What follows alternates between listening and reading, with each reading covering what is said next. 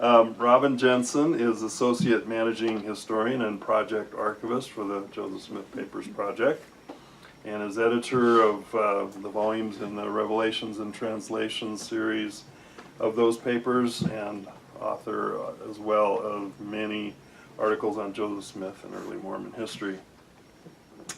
Sharalyn Howcroft is a member of the Academy of Certified Archivists and an archivist for the Joseph Smith Papers Project, specializing in handwriting identification and custodial history. By the way, we're looking for a custodian if you do that. Yeah. Oh, no, that's different. I'm sorry.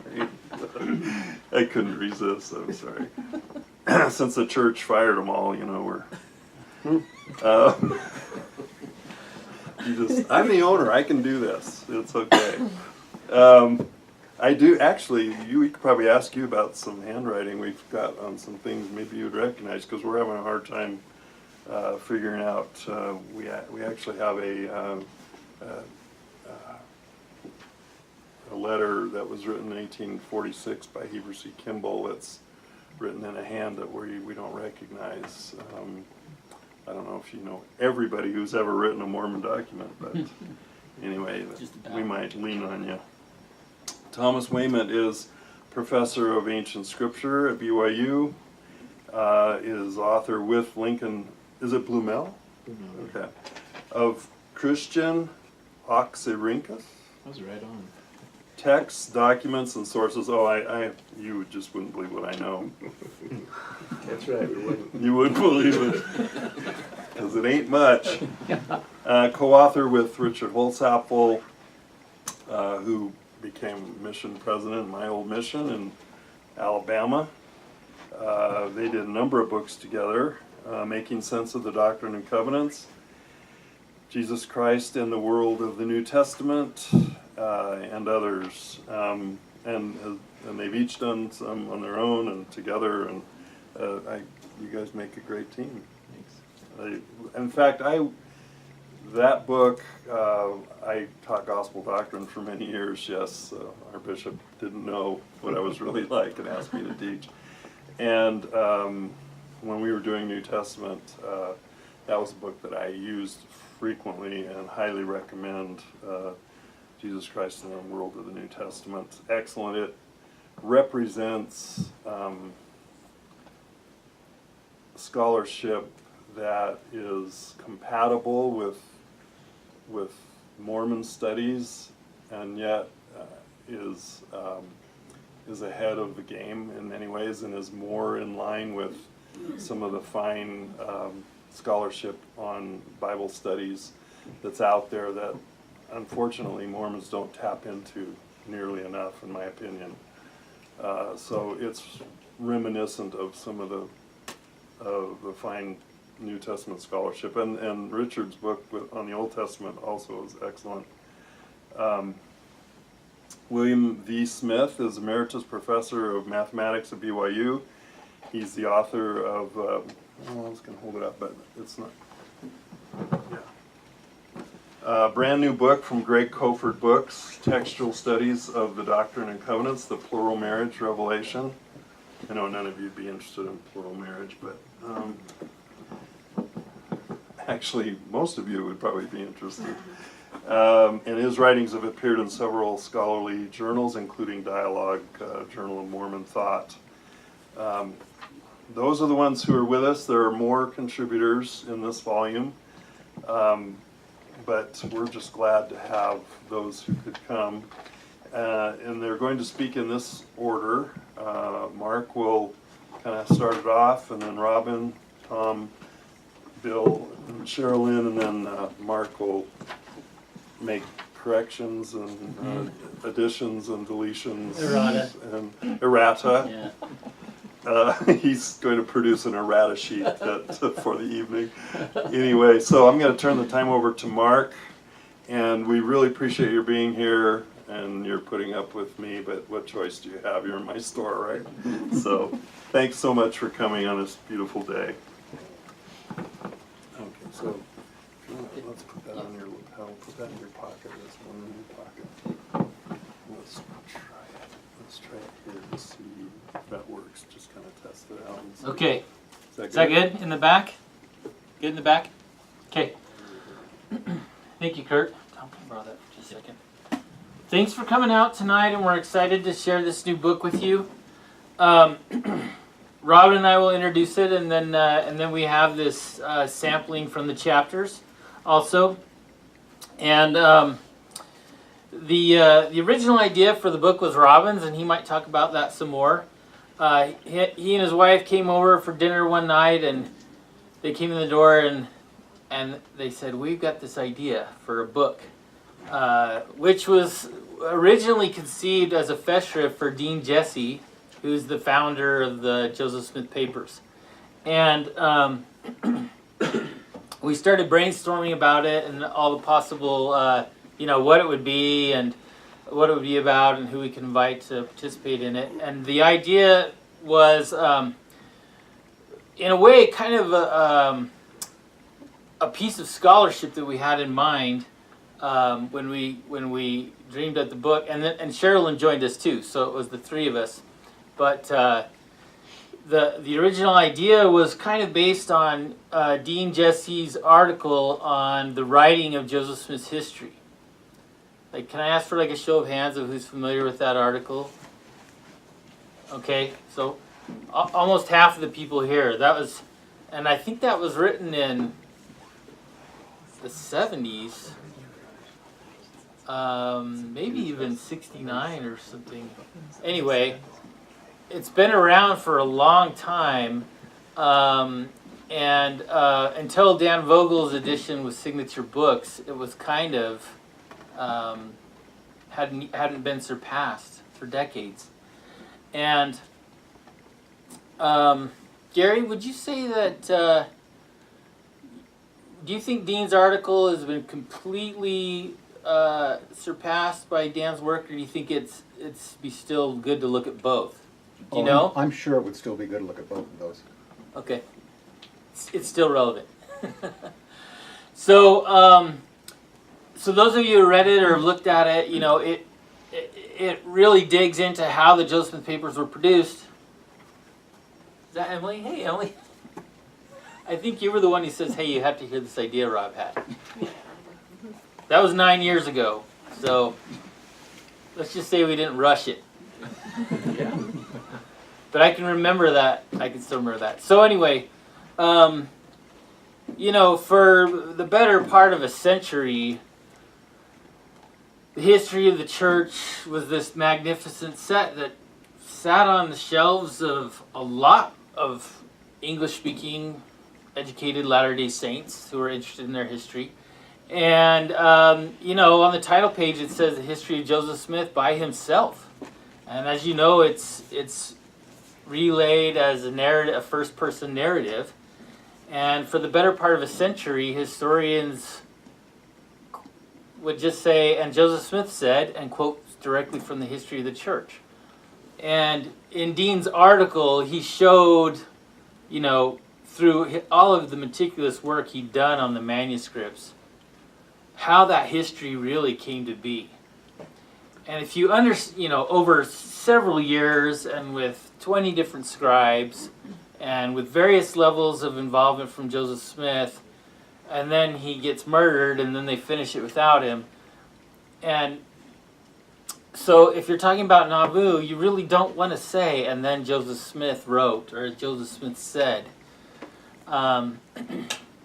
And so that was kind of an ideal that we had in mind, like, wow, what if we could get a collection of chapters like that are digging into these hugely important sources that people are using and quoting and citing all the time, just kind of based on their content and without a deeper understanding of what this source really is, why it was created, when and where it was created, whose handwriting, how it was transmitted, all these kind of questions that documentary editors learn to consider. And so that was the idea of the book. And I just want to share something from the foreword. So we asked Skip Stout from Yale University if he would write the foreword. And he's the general editor of the Jonathan Edwards papers at Yale. And we have an association with him with the Joseph Smith papers. And he agreed to write the foreword. And this is a really neat part of it. So Skip Stout there at Yale, he's the Jonathan Edwards Professor of American Religious History. And in fact, he is in the position, he is Edwards' successor. He's in that slot that Jonathan Edwards was in at Yale. And he talks a little bit about, he writes a foreword about Dean, and he compares Dean to the world he knows there. He says, such is Dean Jesse's accomplishment that he ranks in the company of such stellar scholars as Julian Boyd, Lyman Butterfield, and Perry Miller, the founding editors of the papers of Thomas Jefferson, the Adams papers, and the works of Jonathan Edwards. And he says, Jesse's editorial achievements in Smith's scholarship may also be compared with the contributions of the late Thomas A. Schaeffer to the works of Jonathan Edwards. And then he talks about Schaeffer's work kind of doing the kind of stuff Dean had done with Joseph Smith's papers, like kind of, getting to the original manuscripts, getting good transcriptions, and correcting a lot of bowdlerization that had happened in early Edwards scholarship. And then at the end, and then after talking about this, Harry Stout says, thanks to the meticulous and comprehensive editing of Schaeffer on the Edwards papers and Jesse on the Joseph Smith papers, it is now possible to access these major religious thinkers on their own terms. So here he's talking in one breath about Jonathan Edwards and Joseph Smith as major religious thinkers, which is pretty amazing, I think. Anyway, we're really excited to share this book with you tonight, and I'll turn the time over to Robin. On the microphone.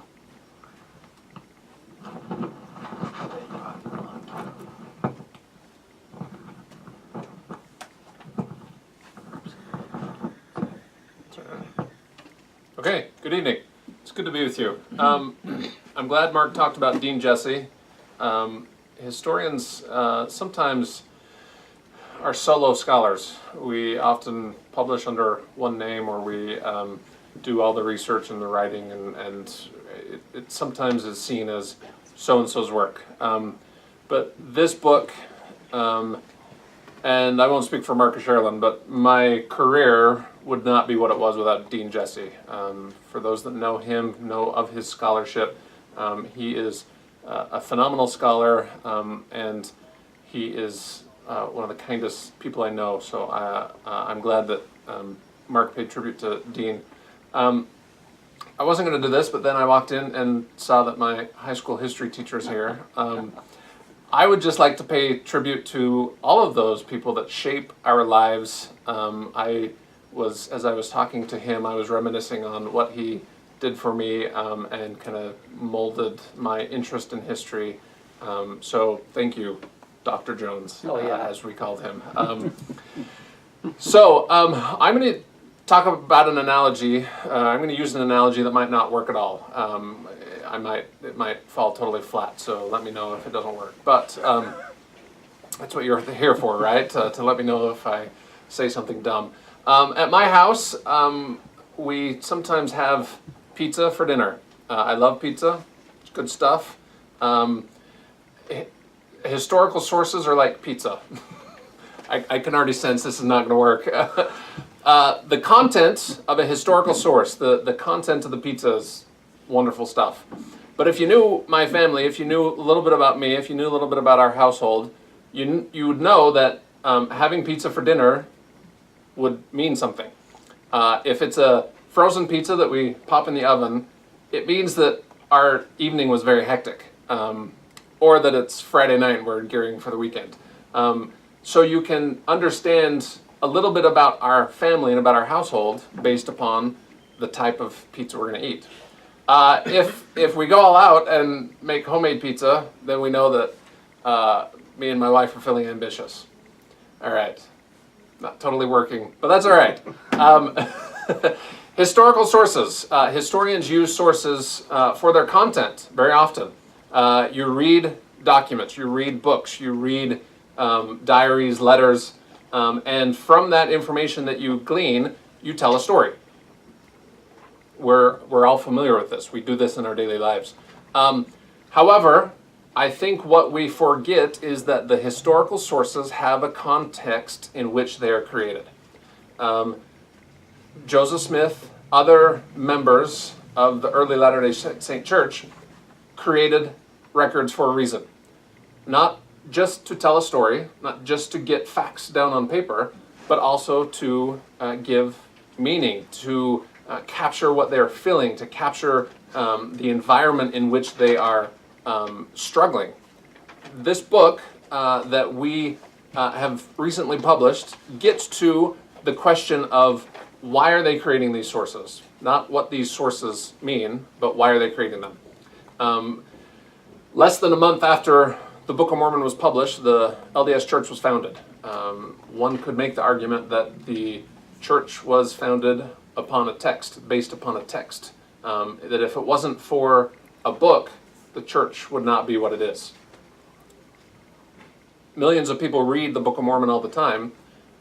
Not many people ask the question of what was the 19th century context in which the Book of Mormon was published. We have gathered together multiple chapters on early sources within LDS history. As I looked at the table of contents, I realized, boy, if I hadn't been involved in this, I would be first in line to buy this book. This is a wonderful survey on important manuscript sources of early church, the early LDS church. And I am very thrilled to have been involved. And rather than going on and on more about it, let's get to the actual chapters. So I'm going to turn the time over to, I think, Tom, were you up next? Yeah. Yes. Just in my pocket is fine.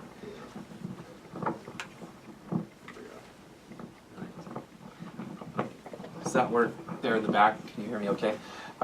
Just a little bit of my background in the chapter that I worked on. I wrote the chapter on the Joseph Smith translation of the Bible, and a couple of experiences led me to where I'm at and what I tried to present here. I'm a Christian's origin specialist, and I focus on documentary and literary papyri from Egypt in the founding of Christianity. So my training is primarily to look at where documents come from and the social environment that created them. And so about 14 years ago, I applied that research approach to the Joseph Smith translation and compared it to all known textual variants of the Bible that exist. There are roughly 500,000 variants of the New Testament that exist, and I wanted to see if that, in comparing them to the Joseph Smith translation, if there would be any types of trends that emerged in that process. And the reality is that the Joseph Smith translation immediately aligned itself with one tradition, and that was the scribal emendation tradition, to change the text to make it more readable. It had very little correspondence with what we might call the original text of the New Testament, at least as far as that is recoverable. And I published that a number of years ago. In fact, it's more akin to the Latin scribal tradition and the Latin scribe's interest to correct the text to make it readable for the liturgy. And so that becomes one moment in my history of this chapter. The second major moment began about 5 years ago, and on a hunch I began comparing 19th century Bible sources to the Joseph Smith translation to try to unravel its beginnings. So is it akin to a Bible commentary of the 19th century? Was it akin to kind of the religious cultural environment of the Academy of New Testament and Old Testament studies? And in that process, and the heart and soul of my chapter is coming at it from a document historian's point of view to say that Moses 1, it was originally a discrete, in my opinion, a discrete document that was never intended to be a Bible revision. And I think that's probably the greatest contribution of my chapter, to argue that Joseph Smith did not sit down in May or June of 1830 to create an entire Bible revision, but was led on after a revelation. Unfortunately, there's not a lot of information about why he produced Moses 1, but Moses 1 is not connected to Genesis 1. There are very few Bible parallels in that, and in trying to then get from Moses 1 to Moses 2 and effectively Genesis 1, I believe that Joseph Smith was encouraged by the prophet Moses that was coming to fore in that revelation. And trying to find a sophisticated way to say this, I think that Joseph Smith saw the Moses of the JST as a type of his own prophetic ministry. And so the recovery of that in my mind becomes incredibly important for Joseph, and I believe he's pushed on in that direction. That is some work I'm working on for a journal article that will hopefully be out in the next year and a half, where I document that I think Joseph's Moses, which as a Bible scholar is historically anachronistic, is both relevant to Joseph's prophetic ministry and characterizes what he did in the 1830s through 1835 period. I will leave it there. I hope that captures what I did, and I think I had 5 minutes, which I think I used. So thank you. Are you coming up for the errata now, or? No, I'll wait till the end. All right, good. It's gonna have to be after Bill for sure. I hope you forget a few of it.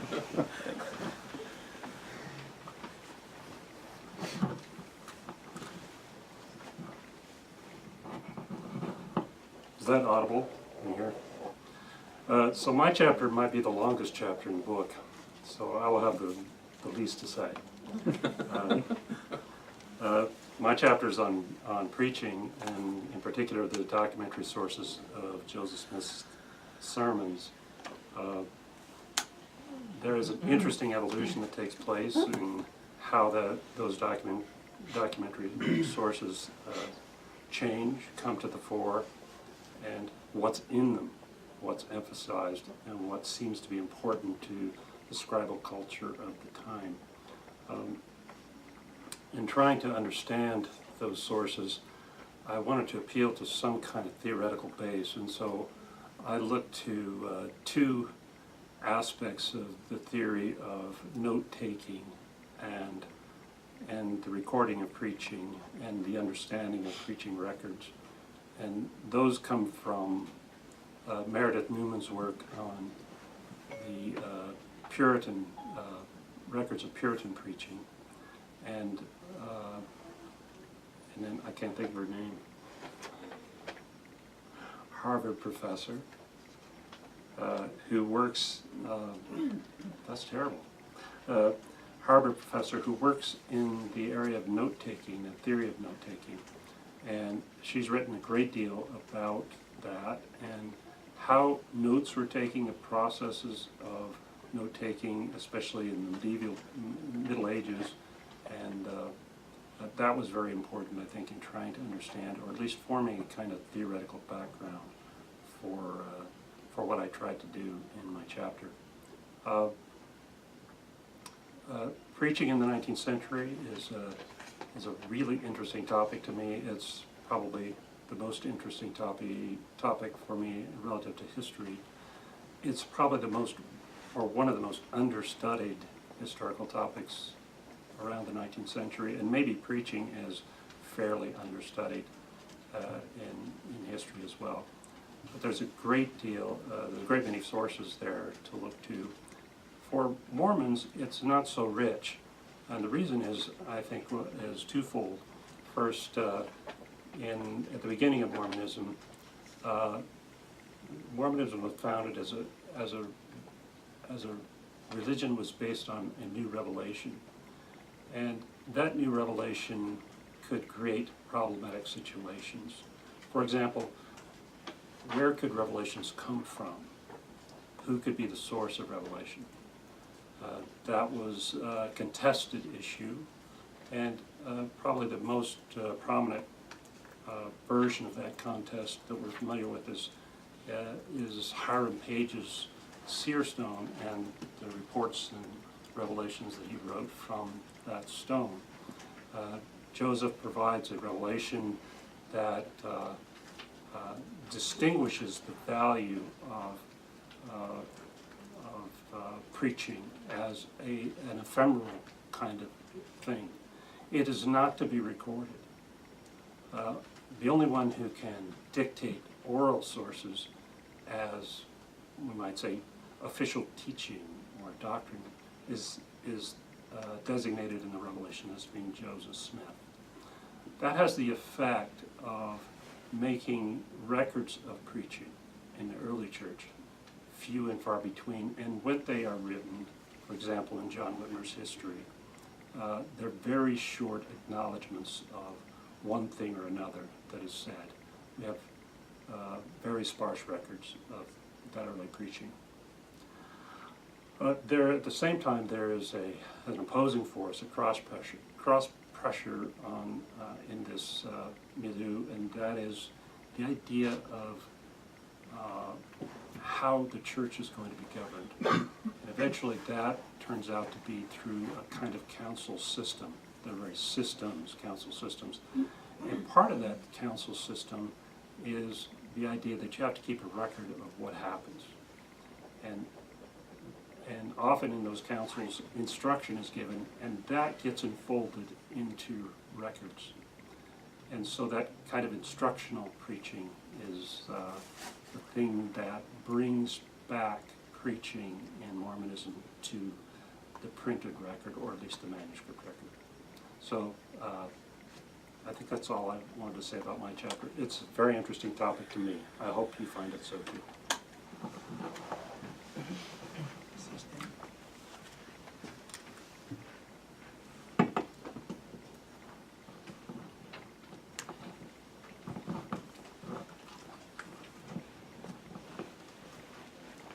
Okay, can you hear me? All right.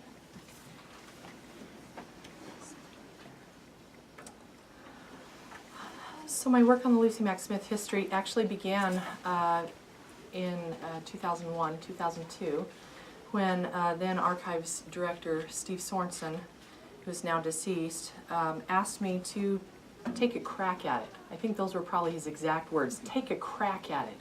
Because we needed to cite it in the Joseph Smith papers, but the way that it was organized at the time was such that it wasn't really intuitive.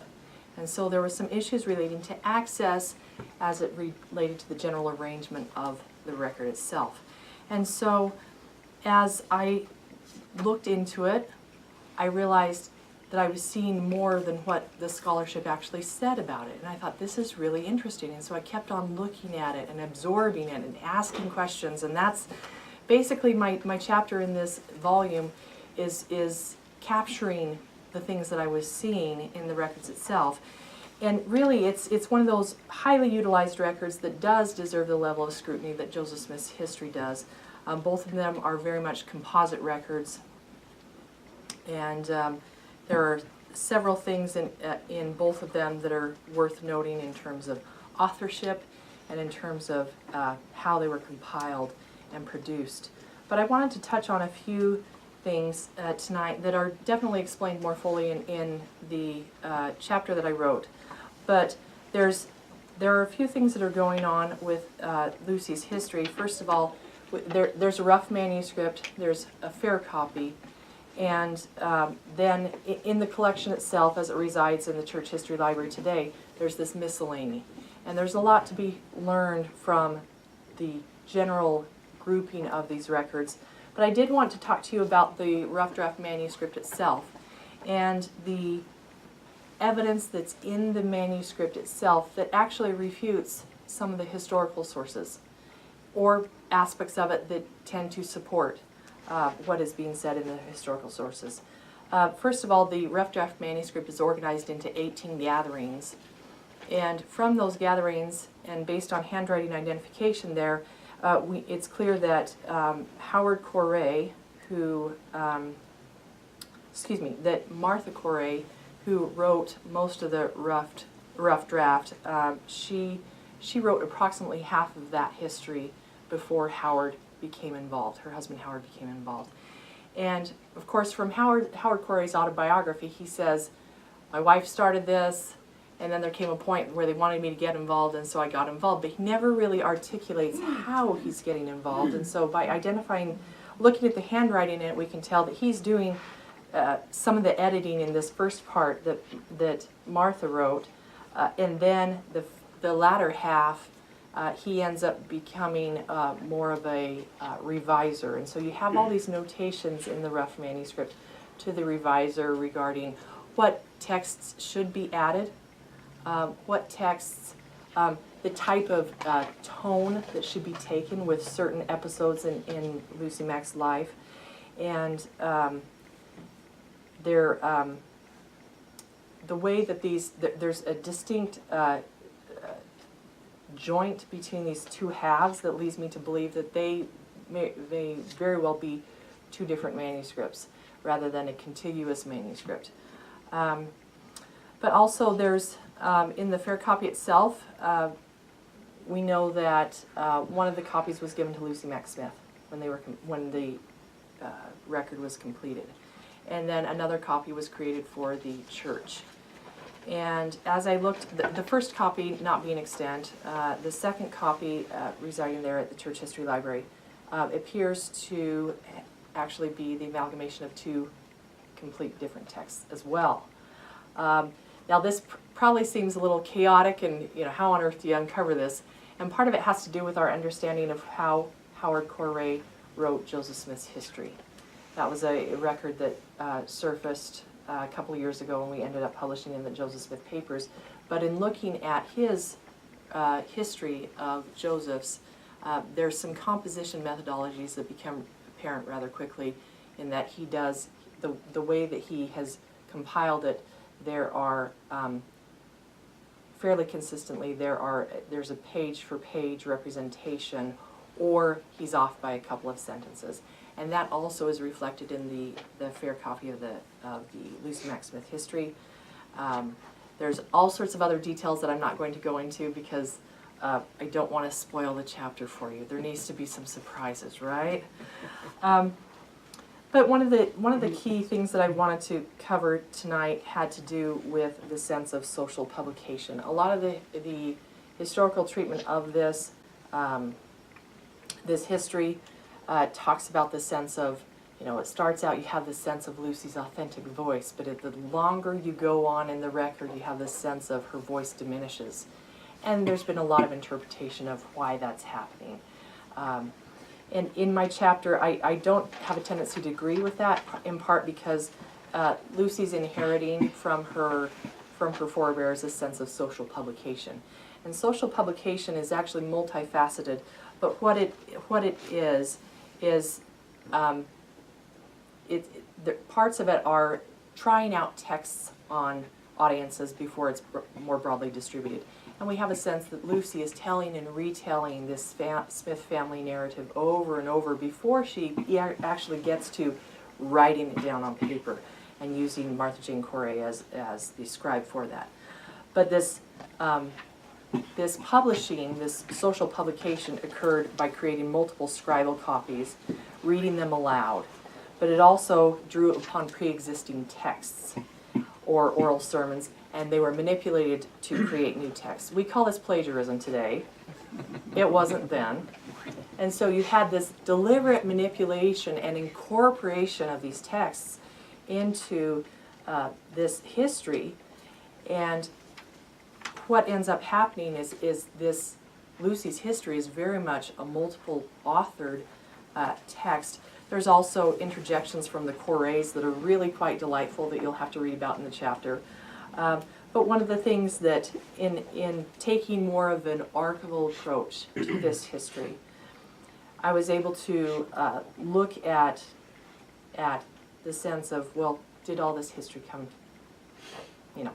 did the church end up with all of this history all at once? Or were there some other things going on? And really the contribution of this chapter to that discussion has to do with the history of the historian's office. One of the best kept secrets, in my opinion, is the institutional history of the historian's office. And so a lot of the people that are aware of that institutional history work in the Church History Library. And that could be said of any institution, is that the people who have the greatest understanding of it are the people who work in that institution or that establishment. And so one of the things that I found in the provenance of these records is this collection itself is, it appears that it came to us at 3 different times. Parts of it came to us in 3 different times. The first being the fair copy, we received that first in Nauvoo. Based on the records, the historian's office inventory, we're getting this in 1846. There's also a possibility that Martha Jane Corey is giving portions of it to the historian's office as well. She meets with Brigham Young in 1855, and then there's a point in 1866 when she meets with several individuals in the historian's office who are tasked with revising the history, that she has an opportunity to disseminate some of that to them, and she goes as far as even telling George A. Smith in the 1850s that, oh, remember, the history that was published in 53, well, you don't have all of it. I've got more of it in loose papers. So we know that she's got more in her possession. But the last part of donation was likely in the early 1900s. And part of that comes from the acknowledgement of the miscellany. The miscellany in there includes a priesthood license from Howard Corey that's signed by Joseph Smith. Howard's daughter, Martha Lewis, ends up writing in her diary about her father going to a priesthood meeting in 1906, and where that license was there and it was read to this gathering of high priests. Also, there's a Joseph Smith III signature in there that's torn out of correspondence. It is rather, it seems like, what is this little piece here? What's it doing here in the first place? And that is Martha Corey Lewis was in the process of going through her husband's effects in the 19-teens, the early 1900s, and she starts ripping out signatures from things. So it's like, okay, this is likely coming from her. There's also other little bits of information regarding the collection itself, in terms of the professionalization of the historian's office and the practices of archives going on within the United States, and name and subject file things that are really complicated and kind of boring in a setting like this, but they're explained fully in the chapter. So anyway, that's.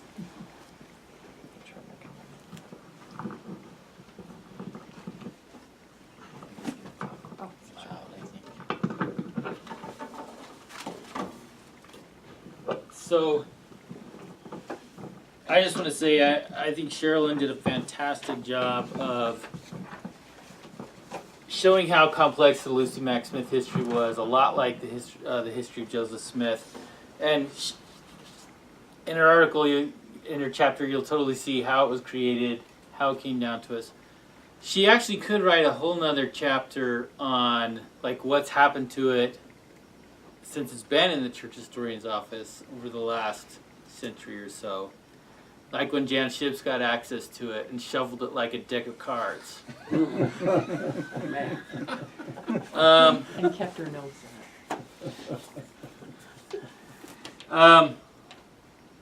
I want to show you real quick my favorite page in the book, page 314, which is a stemma of the Lucy Mack Smith history, which I think is worth the what's whole that book. page number again?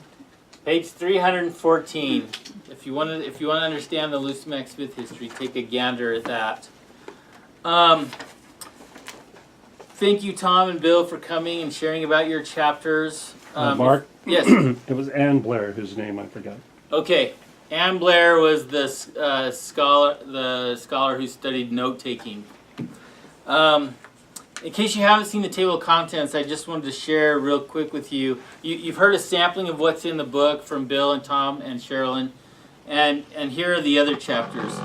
The Golden Plates has a foundational text by Richard Bushman. Textual Criticism in the Book of Mormon by Grant Hardy. A chapter on the Revelations by Grant Underwood.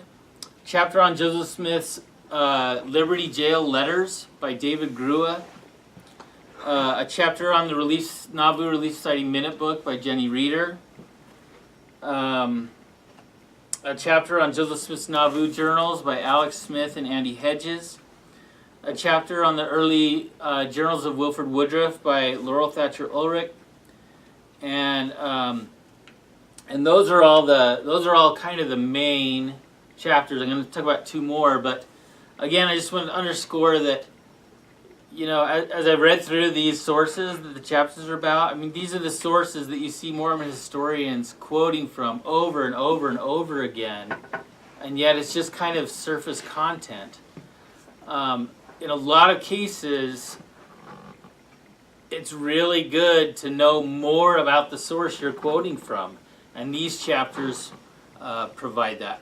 So after all those sources, there's a 12th chapter on early Mormon photographs, okay, images from the Smith era. And here again, when Mormon historians publish their works and articles and books, there are these images kind of going back to the Joseph Smith era that you see over and over and over again in book after book after book after article. And they're just kind of used to illustrate something.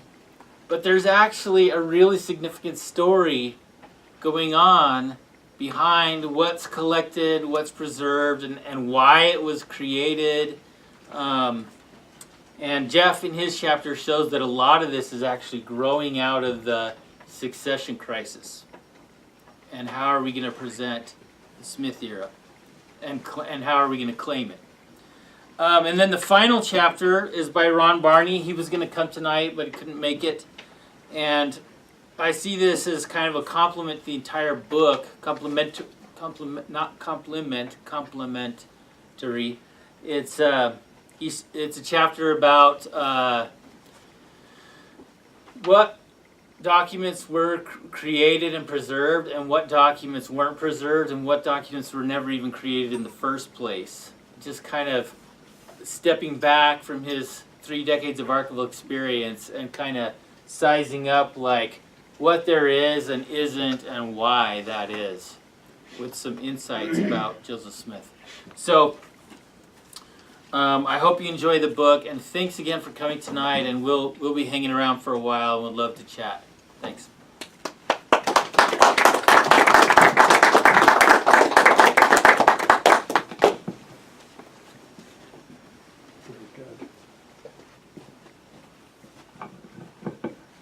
That was excellent, as expected. I do need to make one correction on my errata sheet. I mistakenly said that one of Tom Wayman's books with Richard Holtzapfel was Making Sense of the Doctrine and Covenants. Of course, it should have been New Testament. Now let's have some questions. Anybody else have any questions? Sorry, Dave's a good friend. Can I ask Sharalyn to kind of, I read an article once, it said that the Correys have questionable, I don't know what you would call it, credibility in the writing. And I think they were the ones who wrote the White Horse Prophecy or something. And, do you, just talk about their credibility a little bit. I mean, Now, did they actually give a book to Lucy Mack Smith? They wrote it and give it to her? Yeah, so there's a couple of things going on. I'll tie these two together. So I'll start with yours. First of all, I haven't really explored the sense of their credibility in terms of what they brought to the experience. I think that is notable. Martha Corey, from a young age, was writing and taking notes at sermons or taking notes in general of anything that she found interesting. She was very intelligent. We have many of these notebooks where she is recording the sermons of notable LDS authorities, everything from, and including discourses of Joseph Smith, Hiram Smith, at the time of just rapid fire, taking notes down, not in shorthand. And so she had this natural desire to capture this information relating to the Smith family. And so we've got notebook after notebook that she has captured all of these writings, everything from Nauvoo era to territorial Utah writings. As far as Howard Corey, school teacher, his introduction into writing for Joseph was kind of on a, I don't know if you'd say a whim. He ends up coming to a conference, 1840 General Conference, and wants to meet the prophet. And he's there with his friend Joseph Wood, and Joseph Wood says, "Oh, he's a learned man from Willoughby College," and he's like, "I am not."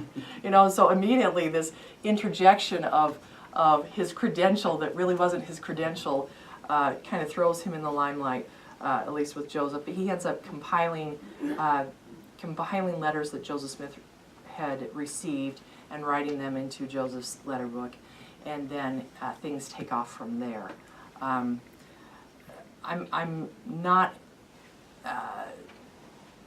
terribly aware of credibility. I think that's kind of a They just kind of made stuff up. You don't No. think, you don't no, see that. no, and part of that is just an understanding of the text itself.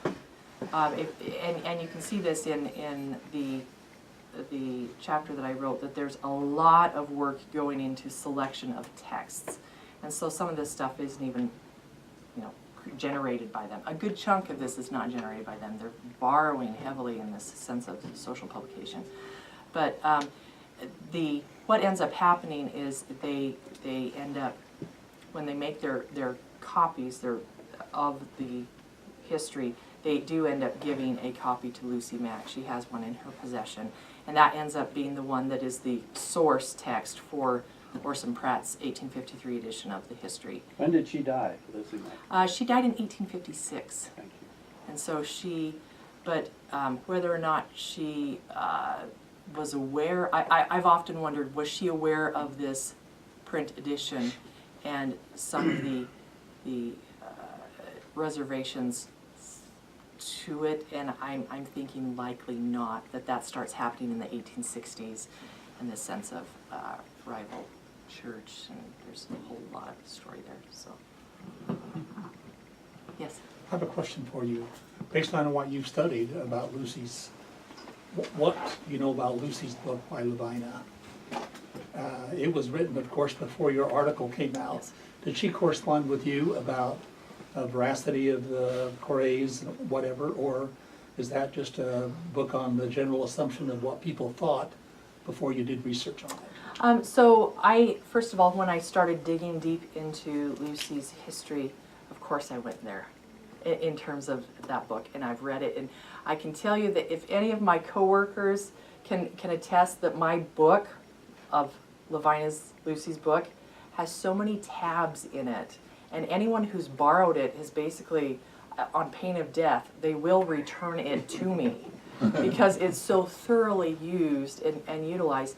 But as I was working with the manuscript itself, and as I was looking at what she had done, and as well as bringing to the table my knowledge of the historian's office, I realized that she was relying a lot on the historical sources rather than text and context.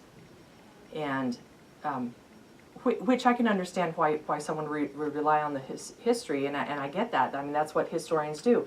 But yet I was seeing things in the manuscript that refuted what the historical sources were saying. And so there were a lot of archival things going on with it that I thought, this needs to be brought to the table for this discussion. And so I think it really enriches that conversation.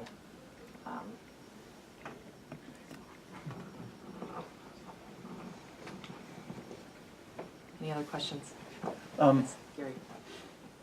I assume that given the importance that each of you places in primary historical documents, that you're all keeping diaries. So I'm wondering, for any of you who would be willing to address this, how does your study of the original documents impact your own personal record keeping?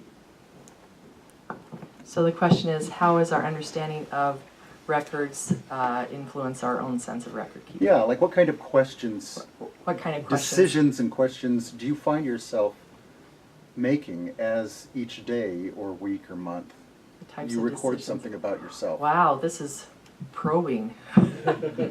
Do you want to just? Are you keeping a diary? I kept a pretty good journal on my mission, and then it's kind of gone downhill from there. I think the best comfort I have is Joseph Smith's own journal. His first, he filled out a page and said essentially, I bought this book to keep a minute record of my dealings. And then you turn the page and you realize he hasn't written in it for 6 or 8 months. So on a more serious note, I do keep records. My journal is not the best, but I do find myself pondering as I'm keeping my journal who's coming behind to write it or to read it. Oftentimes people keep journals for themselves, which is a totally fine activity. I'm not one of those. I want to document things that are happening. So if there's a significant day at the office or in my family or whatever, I tend to record those for future posterity. But at the same time, I'm also very aware of how later generations use records, and so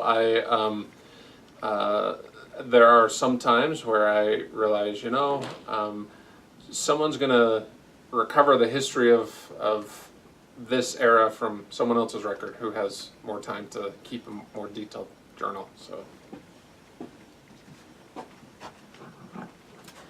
I've spent a lot of time on the Joseph Smith journals, and this is what I've learned from that study.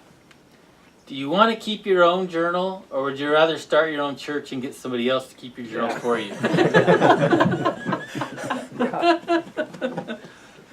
Okay, again, on a more serious note.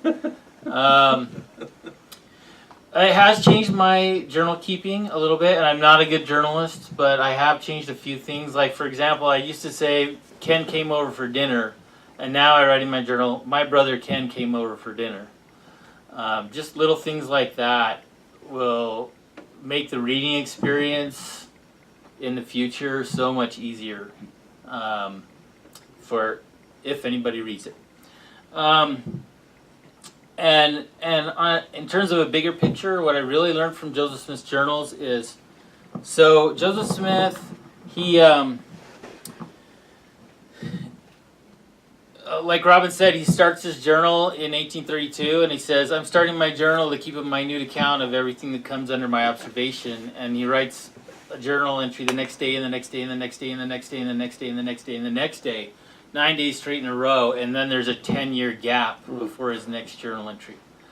And there are gaps inside of the Smith journals and between the Smith journals from that point all the way until basically 1842, when Willard Richards and William Clayton become involved in that effort. And once you get to Richards and Clayton, now all of a sudden you have a daily journal for the next 2.5 years of Joseph Smith's life. And there's 7 or 8 Joseph Smith journals, depending on how you count them up. And they're just in fits and starts. There's huge gaps. Some of the gaps are just really huge and unfortunate. But there's a lesson in there too, I think, which is that even though he starts out on that very first entry. When he buys his very first journal, he writes down what his ideal is. He wants to keep a minute account of everything, and then you have 9 consecutive daily entries. That's his ideal, and he keeps faltering, but he keeps trying again, and he falters and tries again and falters again and tries again and falters again and tries again and falters again and tries again, and he's trying different things too. So at first it's all his own handwriting. Then he's getting Frederick G. Williams to help him, and Sidney Rigdon and Oliver Cowdery. But then they're busy administrating too, and so he hires a scribe, Warren Parrish, and that actually goes pretty well. Of course, Parrish eventually leaves the church. Other things happen, and he's having Parrish write down what he tells him. So he's orally dictating to Parrish, and Parrish is writing down. And then later with George Robinson and Mulholland and Richards and Clayton, he's like, hey, he's not even going to take the time to sit down with them and dictate. He just says, follow me around and write down what I'm doing. And so, in spite of all the troubles, like one of the journals ends because the Missouri War happens. But in spite of all the troubles, he does keep trying again. He does hold on to this ideal. He does keep trying new things. And eventually, with Richards and Clayton, he succeeds. And so I think there is a real lesson there in terms of never giving up and trying new things and finding something that works. And this is really unorthodox, but this is not the classical. There's going to be some cringes here, okay?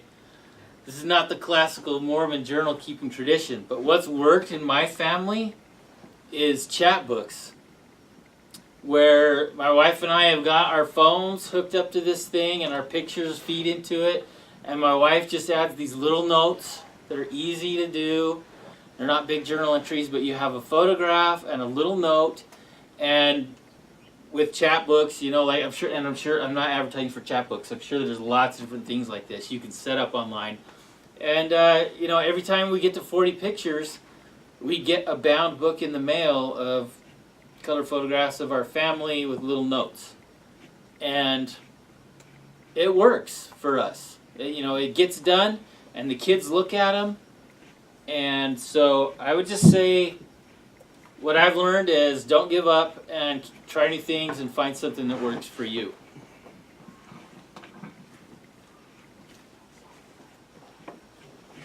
Question for Tom.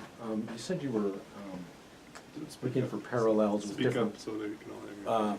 They're looking for parallels as you were studying the Joe Smith translation. I just wondered, did you find many influences on or from Bible commentaries that were available to him back then? Yeah. For anybody that potentially couldn't hear that in the back, the question was, did I find a number of, or did I find any parallels to Bible commentaries of the 19th century and probably even late 18th century? The answer to that is a resounding yes, but that's in press right now. So I want to say yes, there are some very remarkable parallels. I would say broadly his most influential intellectual parallel would be to Buck's Theological Dictionary. He acknowledges Buck's influence on him in the Lectures on Faith. They do cite him, I think, in paragraph 1, as far as I remember. But there are some strong shared conceptual ideas with that, and so I would say yes. I did not find the ones I suspected. I looked at Matthew Henry and Joseph Priestley and other things. I've been trying to track down for a number of years the Age of the Patriarchs in the Joseph Smith translation, and I suspect it's coming from a commentary, but I haven't yet found it. So I've checked all the standard ones, and hopefully to find that too. There are Septuagintisms there in the JST as well, and I suspect there's a key there. But there are 500 plus Bibles with notes published that would have been available at the time of the Joseph Smith translation, and I've only looked at about 80 of them, so there's some more to do. Anything from Thomas Dick? No, I haven't seen anything there. And a note on keeping journals, I didn't want to answer anyway like they did. I deal with documents from Egypt. The most important resources are not the ones that are intentionally kept, but the ones that are unintentionally kept.